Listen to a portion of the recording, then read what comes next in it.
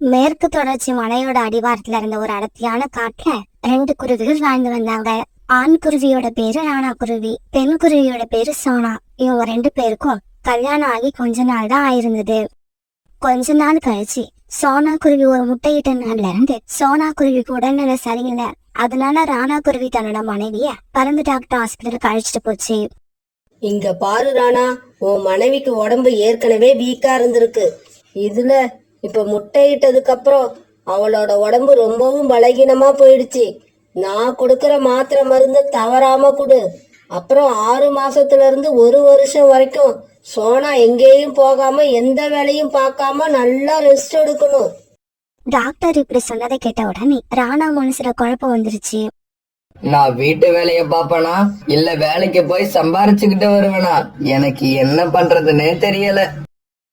அந்த குழப்பத்தோடயே ராணா குருவி சோனா குருவி வீட்டுக்கு அழைச்சிட்டு வந்தது.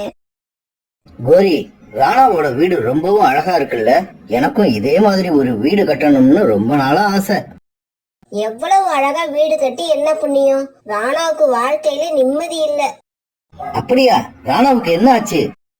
காலுஜி, உங்களுக்கு விஷயமே தெரியாதா?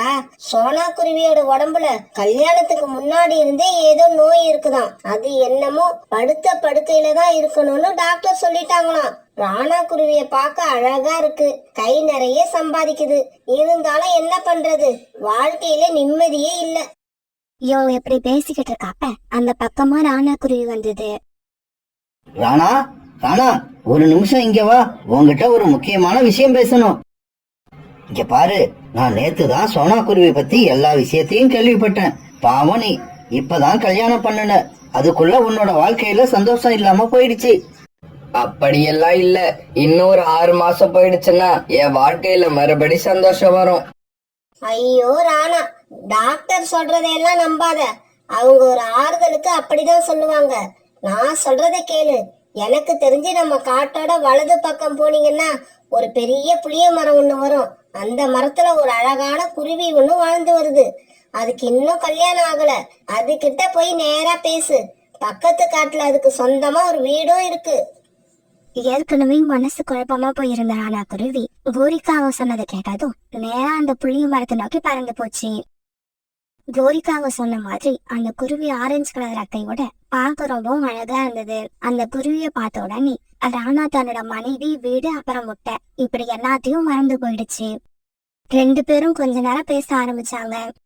பிறகு கொஞ்ச நேரத்துல அந்த குருவி ராணாவை கூப்பிட்டுக்கிட்டு தன்னோட காட்டை நோக்கி பறந்து போயிடுச்சு. ஐயோ, இப்படி பறந்து போறத காலுக்காகவும் கோரிக்காகவும் ஒரு இடத்துல இருந்து பார்த்தாங்க. காலுஜி, நான் நினைச்ச மாதிரியே அந்த குருவி ராணாவை கூப்பிட்டுக்கிட்டு தன்னோட வீட்டுக்கு போயிடுச்சு. இதுக்கப்புறம் ராணா இந்த காட்டு பக்கம் வரவே வராது. அது சரி, ராணா அந்த குருவி கூட போறதுல உனக்கு என்ன அப்படி சந்தோஷம்? என்னோட சந்தோஷத்துக்கு என்ன காரணம்னு நாளைக்கு உங்களுக்கு தெரியும். அன்னைக்கு சாயங்காலம் ஆச்சு. வேலைக்கு போன ராணாவை காணோம்னு சோனா குருவி ரொம்ப வருத்தத்துல உட்கார்ந்து இருந்தது. என்ன இது, இவரை இன்னும் காணோம், எனக்கு என்னமோ ரொம்ப பயமா இருக்கு. இப்படி நினைச்சுக்கிட்டு கூட்டுல படுத்த சோனா குருவி ராத்திரி பூரா தூங்கவே இல்லை. மறுநாள் பொழுது விடிஞ்சிச்சு. காலையிலேயே காலுக்காகவும் ஒரிக்காகவும் வந்து சோனா குருவி வீட்டு கதவை தட்ட ஆரம்பிச்சாங்க. சோனா, சீக்கிரம் வெளியில வா. எவ்வளவு நேரமா கதவை தட்டுறது? கதவு தட்ட சத்த கேட்ட சோனா குருவி வீட்டை விட்டு வெளியே வந்தது. இங்க பாரு, உன்னோட புருஷன் ராணா குருவி பக்கத்து காட்டுல இருக்கிற ஒரு பொண்ணை கல்யாணம் பண்ணிக்கிட்டு அவ கூடவே போயிடுச்சு. இதுக்கப்புறம் ராணாவை நீ எதிர்பார்த்து உட்கார்ந்து இருக்காத. அது மட்டும் இல்ல, குடும்பத்தையே வேணாம்னு விட்டுட்டு போன ராணா இந்த வீட்டை எங்களுக்கு வித்துட்டு போயிடுச்சு. அதனால வீட்டை சீக்கிரமா காலி பண்ணு. காவல் சொன்னதை கேட்டு சோனா குருவிக்கு மயக்கம் வர முதல்ல ஆயிடுச்சு. இல்ல, இப்படியெல்லாம் நடந்திருக்காது, நீங்க பொய் சொல்றீங்க, நான் வீட்டை காலி பண்ண மாட்டேன். என்னது, காலி பண்ண மாட்டியா? இங்க பாரு சோனா, நீயா வீட்டை காலி பண்ணினா உனக்கு மரியாதை இல்லன்னா வீட்டுக்குள்ள உள்ள முட்டையை தூக்கி வெளியில போட்டுருவோம். காவல் சொன்னதை கேட்டுட்டு பயந்து போன சோனா குருவி பிறகு வீட்டுக்குள்ள போய் தன்னோட முட்டையை எடுத்துக்கிட்டு அழுதுகிட்டே பறந்து போயிடுச்சு. கோரி, நீ இவ்வளவு புத்திசாலியா இருப்பன்னு நான் நினைக்கவே இல்லை. அபி, உன்னோட வீடு ரொம்பவும் அழகா இருக்கு. ராணாஜி, இந்த வீடு எங்க அம்மா பார்த்து பார்த்து கட்டின வீடு. அபி, இதுக்கப்புறம் நீ எதை பத்தியும் கவலைப்படாத. நான் நிறைய சம்பாதிப்பேன். நாம இந்த காட்டுலயே பெரிய பணக்காரங்களா மாறுவோம். ராணாஜி, நீங்க இப்ப சோனாவை விட்டுட்டு ஏன் கூட வந்த மாதிரி என்னையே விட்டுட்டு போயிட மாட்டீங்கல்ல? என்ன இப்படி கேட்டுட்ட? சோனாவுக்கு நோய் வந்துடுச்சு. அதுவும் உடனே சரியா போகிற நோய் இல்ல. இதுக்கப்புறமும் சோனா கூட வாழ்ந்து என்னால எப்படி சந்தோஷமா இருக்க முடியும்? நான் என்னோட வேலைய பாப்பனா இல்ல சோனாவுக்கு வைத்தியம் பார்த்துக்கிட்டு இருப்பனா? ராணாஜி, நான் சும்மா விளையாட்டுக்கு தான் இப்படி கேட்டேன். இதுக்கப்புறம் சோனாவை பத்தியோ சோனாவோட முட்டைய பத்தியோ நான் எந்த கேள்வியும் கேட்க மாட்டேன். நீங்களும் அவங்கள பத்தி என்கிட்ட பேசாதீங்க. தன்னோட முட்டையை தூக்கிட்டு பறந்து போன சோனா குருவி ரொம்பவும் மூச்சு வாங்கினதால ஒரு இடத்துல உட்காந்து கொஞ்ச நேரம் ஓய்வு எடுத்தது. அப்ப பக்கத்துல தங்களுடைய வயல்ல புறாவும் ராணி புறாவும் வேலை பார்த்துக்கிட்டு இருந்தாங்க. சோனாவை பார்த்த ராணி புறா அங்க வந்தது. நீங்க யாரு? உங்க முகத்தை பார்த்தா ரொம்ப களைப்பா இருக்கிற மாதிரி இருக்கு. உடனே சோனா குருவி நடந்தது எல்லாத்தையும் அழுதுகிட்டு ராணி புறா கிட்ட சொல்லுச்சு. இவங்க பேசுறத பார்த்த புறாவும் அங்க வந்து சோனா குருவி சொன்ன கதை எல்லாத்தையும் கேட்டுச்சு. இங்க பாரு சோனா, நீ வேற எங்கேயும் போக வேண்டாம். எங்க வீட்டுக்கு பக்கத்திலேயே ஒரு சின்ன வீடு இருக்கு. நீ அங்கேயே தங்கிக்க. நீ அங்க தங்கிக்கிட்டு எங்களோட இந்த வயல்ல வேலை பாரு. புறா சொன்னதை ஏத்துக்கிட்ட சோனா குருவி பிறகு அந்த வீட்லயே வாழ ஆரம்பிச்சது. கொஞ்ச நாள்லயே சோனா குருவியோட முட்டையில இருந்து ஒரு அழகான பெண் குழந்தை வெளி வந்தது. ராணி, இங்க வந்து பாரு, என்னோட முட்டையில இருந்து ஒரு அழகான குழந்தை வெளி வந்திருக்கு. புறாவும் ராணி புறாவும் சோனாவையும் அந்த குழந்தையும் ரொம்ப நல்ல விதமா பாத்துக்கிட்டாங்க. போனா உங்களையும் ராணியையும் என்னால எப்பவுமே மறக்க முடியாது. நீங்க 2 பேரும் என்னையும் என் குழந்தையையும் ரொம்ப நல்லா பாத்துக்கிறீங்க. சோனா, நாம மத்தவங்கள கவனிச்சாதான் கடவுள் நம்மள கவனிப்பாரு. இப்படியே சில நாட்கள் நகர்ந்துச்சு.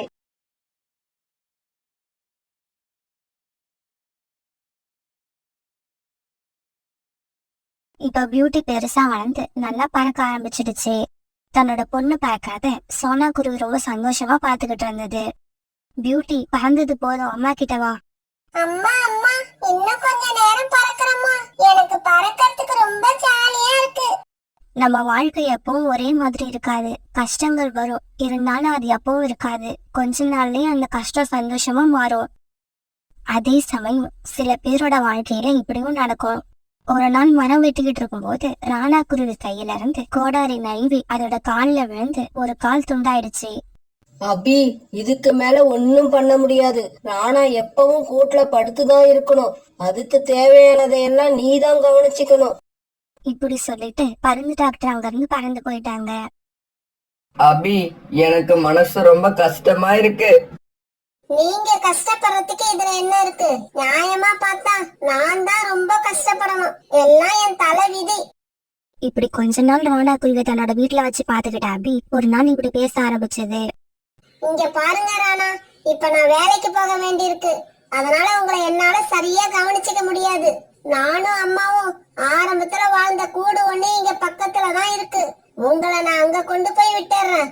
தினமும் உங்களுக்கு தேவையான உணவையும் கொண்டு வந்து தாரேன். கொஞ்ச நாள் நீங்க அங்கேயே இருங்க. இப்படி சொன்ன அபி பிறகு ராணா குருவி அந்த கூட்டுல போய் படுக்க வச்சது. ஆரம்பத்துல கொஞ்ச நாள் உணவும் தண்ணீரும் கொண்டு வந்து ராணா குருவிக்கு கொடுத்த அபி இப்ப எல்லாம் அந்த கூட்டு பக்கம் வரதே இல்ல. இதையெல்லாம் நான் அனுபவிச்சே ஆகணும். சோனா குருவியையும் என்னோட முட்டையையும் தனியா தவிக்க விட்டுட்டு வந்த எனக்கு இந்த தண்டனை தேவைதான். சோனாவும் பியூட்டியும் இப்ப புறாவோட தர்பூசணி வயல்ல வேலை பார்க்க ஆரம்பிச்சிருந்தாங்க. இப்ப சோனா குருவி தனக்காக ஒரு அழகான சின்ன வீட்டையும் கட்டிக்கிச்சு. சோனா, நீ தனியா ஒரு வீட்டை கட்டினதை நினைச்சு எனக்கு ரொம்ப சந்தோஷமா இருக்கு. புறாண்ணா, இது எல்லாமே எனக்கு நீங்க கொடுத்த வாழ்க்கை. உங்களோட உதவி இல்லைன்னா என்னால எதுவுமே செஞ்சிருக்க முடியாது. ஒரு நாள் பியூட்டி பறந்து வந்துட்டு இருக்கும் போது ராணா குருவி அதை பார்த்துட்டு தான் பக்கத்துல கூப்பிட்டுச்சு. அங்கிள், சொல்லுங்க அங்கிள், எதுக்காக என்ன கூப்பிட்டீங்க? மகளே, எனக்கு ரொம்ப தாகமா இருக்கு. கொஞ்சம் தண்ணி கொண்டு வந்து கொடுக்கறியா? பியூட்டி கிட்டையும் இயற்கையாவே தன்னோட அம்மா மாதிரி எல்லாருக்கும் உதவி செய்யற குணம் இருந்தது. இதோ இப்பவே போய் எடுத்துக்கிட்டு வரேன் அங்கிள். இப்படி சொன்ன பியூட்டி பன்னீரை மட்டும் எடுத்துக்கிட்டு வரல, அது கூடவே கொஞ்சம் தானியங்களையும் கொண்டு வந்தது. அங்கிள், உங்களை பார்த்தா பசியில இருக்கிற மாதிரி இருக்கு. இந்த தானியங்களை சாப்பிட்டுட்டு அப்புறமா இந்த தண்ணீரை குடிங்க. மகளே, உன்னை பெத்தவங்க கொடுத்து வச்சவங்க, உனக்கு ரொம்பவும் நல்ல மனசு. பிறகு அந்த இடத்த விட்டு பறந்து தன்னோட வீட்டுக்கு போன பியூட்டி தன்னோட அம்மா கிட்ட நடந்ததை சொல்லுச்சு. பியூட்டி, நீ சொல்றதை கேட்கும் போது எனக்கு மனசு ரொம்ப சந்தோஷமா இருக்கு. நீ எப்பவுமே மத்தவங்களுக்கு உதவி செய்யற விஷயத்துல இதே மாதிரி நடந்துக்கணும். பிறகு அடிக்கடி பியூட்டி அந்த பக்கம் போறப்ப ராணா குருவிக்கு தண்ணீரும் உணவும் கொண்டு போய் கொடுக்க ஆரம்பிச்சது. பியூட்டி, இன்னைக்கு நானும் உன் கூட வரேன். நீ ரொம்ப நாளா உதவி செஞ்சுட்டு இருக்க அந்த அங்கிள எனக்கும் பார்க்கணும் போல இருக்கு. பிறகு தண்ணீரையும் தானியங்களையும் எடுத்துக்கிட்டு பியூட்டி போனப்ப கூடவே சோனா குருவியும் போச்சு. அன்னைக்கு ராணா குருவியோட உடல்நிலை ரொம்ப மோசமா இருந்தது. அங்கிள், உங்களை பார்க்க இன்னைக்கு எங்க அம்மாவும் வந்திருக்காங்க. சோனா, நீயா? பியூட்டி நம்மளோட பொண்ணா? பியூட்டி, நீ இவருக்காகவா இத்தனை நாள் உணவும் தண்ணீரும் கொண்டு வந்து கொடுத்த? அம்மா, நீங்க ஏன் அழுவுறீங்க? இந்த அங்கிள் உங்களுக்கு ஏற்கனவே தெரியுமா? பியூட்டியோட அப்பா, நான் கஷ்டப்பட்டதை விட நீங்க ரொம்ப அதிகமா கஷ்டப்படுறீங்க. இதை என்னால பார்க்க முடியல. இப்ப சோனா குருவி ராணா குருவி 2 பேருமே கண்ணீரை அடக்க முடியாம அழுதுகிட்டே இருந்தாங்க. மகளே, உனக்கு நான் அங்கிள் இல்ல, நான் உன்னோட அப்பா. உங்க அம்மா கிட்ட பேசுற தகுதி எனக்கு இல்ல. உங்க அம்மா கிட்ட சொல்லி என்ன மன்னிக்க சொல்லு, இல்லன்னா என்னோட ஆத்மா சாந்தி அடையாது. இப்படி சொன்ன ராணா குருவி தன்னோட கண்ணை நிரந்தரமா மூடிக்கிச்சு.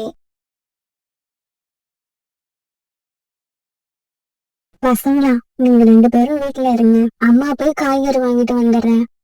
அம்மா, அம்மா, காய்கறி வாங்க நானும் உங்க கூட வரேன். இங்க பாரு கூக்கு, உன்னை நான் அழைச்சிட்டு போனா அங்க வந்து எனக்கு அது வேணும் இது வேணும்னு கேட்க கூடாது. கேட்க மாட்டேம்மா, எதுவும் கேட்க மாட்டேன். சரி, அப்படின்னா மங்கி கேப்பை எடுத்து மாட்டிக்க. வெளியில குளிர் அதிகமா இருக்கு. அம்மா இப்படி சொன்ன உடனே குக்கு மங்கி கேப்பை எடுத்து மாட்டிக்கிட்டான். பிறகு சோனா குருவி குக்குவை கூட்டுக்கிட்டு காய்கறி வாங்க பறந்து போச்சு. ஜம்ஜம் அண்ணா, எனக்கு வெங்காயம், தக்காளி, உருளைக்கிழங்கு, வெள்ளரிக்காய் இது எல்லாத்துலயும் 1/4 கிலோ கொடுங்க. அப்புறம் முட்டைக்கோஸ் 1/2 கிலோ கொடுங்க.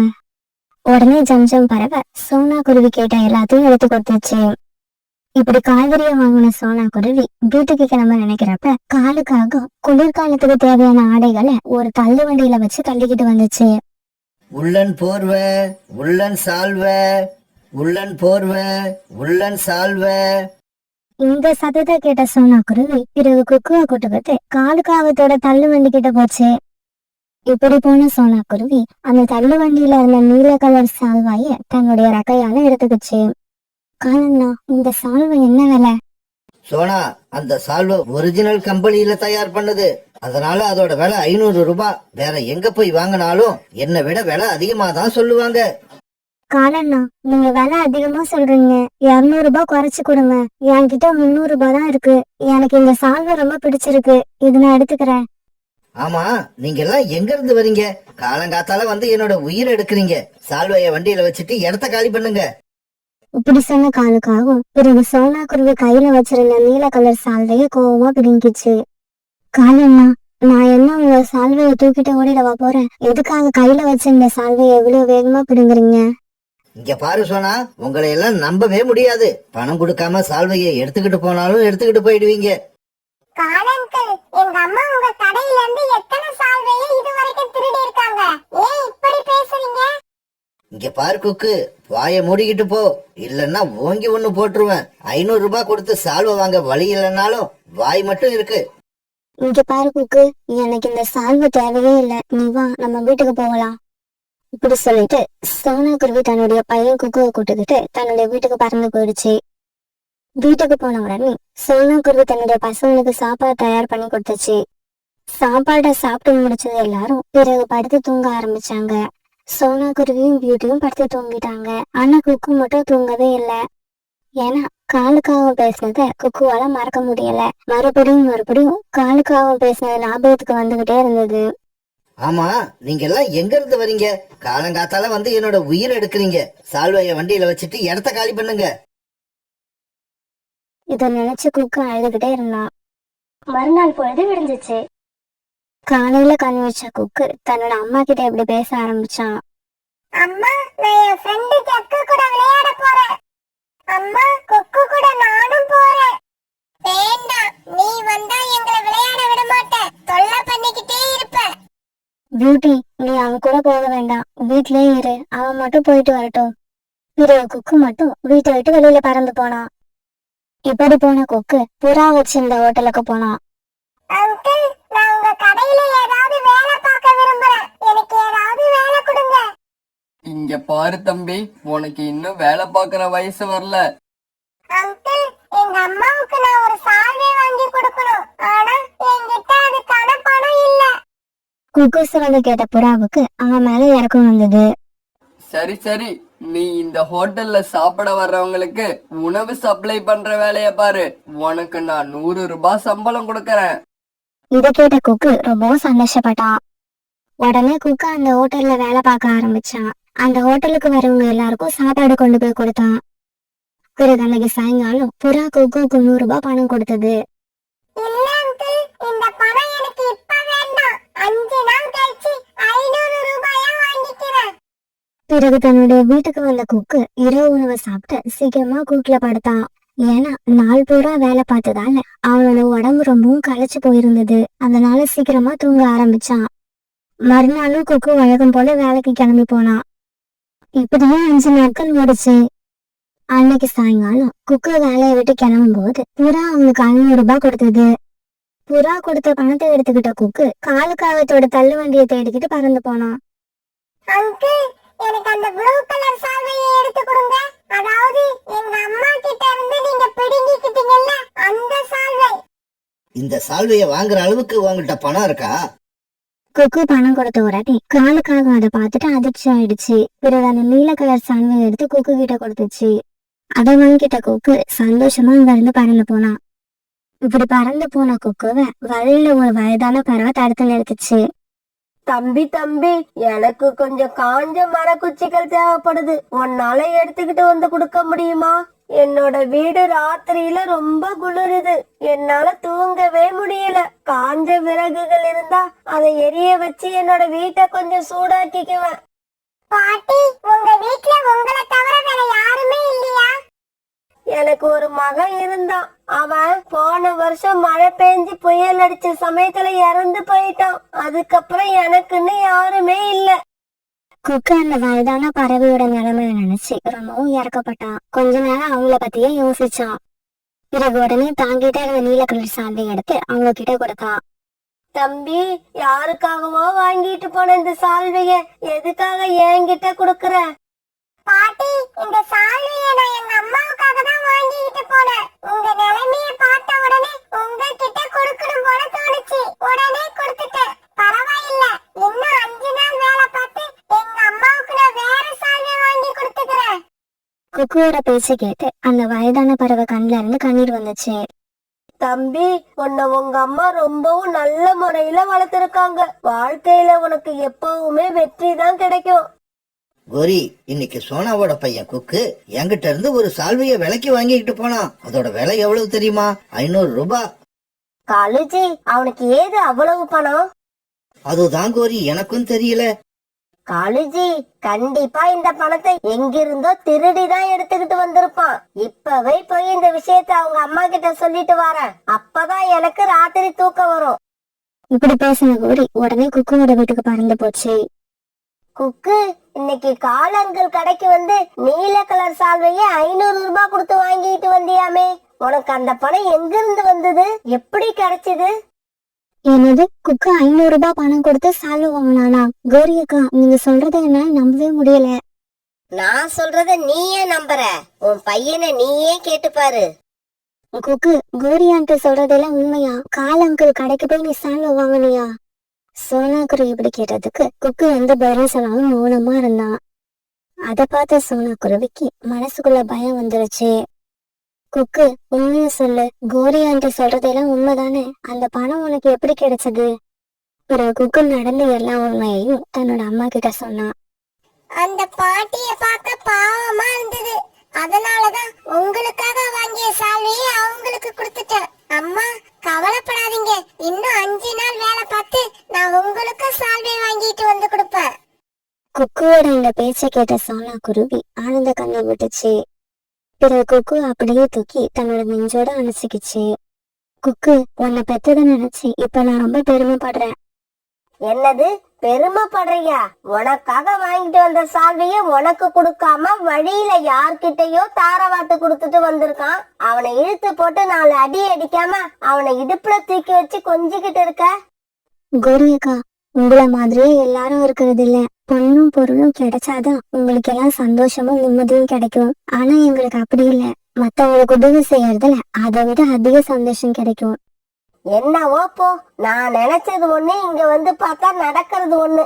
இந்த விஷயத்த உன்கிட்ட சொன்னா உங்க வீட்ல பெரிய சண்டையே நடக்கும்னு நினைச்சேன். கடைசியில பார்த்தா சப்புன்னு போயிடுச்சு. இப்படி சொன்ன கோரிக்காகும் அங்கிருந்து ஏமாற்றத்தோட தன்னோட வீட்டுக்கு பறந்து போச்சு. குக்கு, நீ இன்னைக்கு செஞ்ச காரியத்தால அம்மா ரொம்ப சந்தோஷமா இருக்க. நீ அந்த சால்விய வயதான பாட்டிக்கு கொடுத்துட்டு வந்ததுல தப்பே இல்ல. அவங்க கேட்டும் அவங்க கிட்ட அதை கொடுக்காம எனக்காக நீ எடுத்துட்டு வந்திருந்தாதான் தப்பு.